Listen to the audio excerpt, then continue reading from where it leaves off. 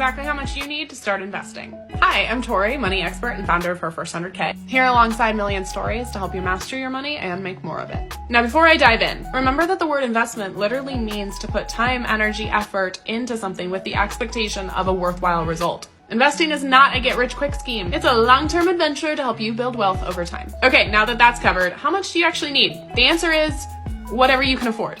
Seriously, even if it's only 20 bucks a month. That $20 in a Roth IRA or a brokerage account is a huge start. Investing is all about time, not the amount of money. Compound interest works best when money sits in one place for a long time. So it's better to start now with a little bit of money than wait for later when you have more money. This is why we don't have to panic when the stock market rises and falls. Time is on our side. So how do you actually get started? Number one, open a brokerage account. You can do this at places like M1 Finance, TD Ameritrade, Charles Schwab, Fidelity, etc. Number two, put money in the account. Start with whatever you can and make contributions every month. Finally, number three, choose your investments. The money doesn't grow unless you actually invest it. Looking for more resources about investing? Check out Million Stories to learn more. Link in bio.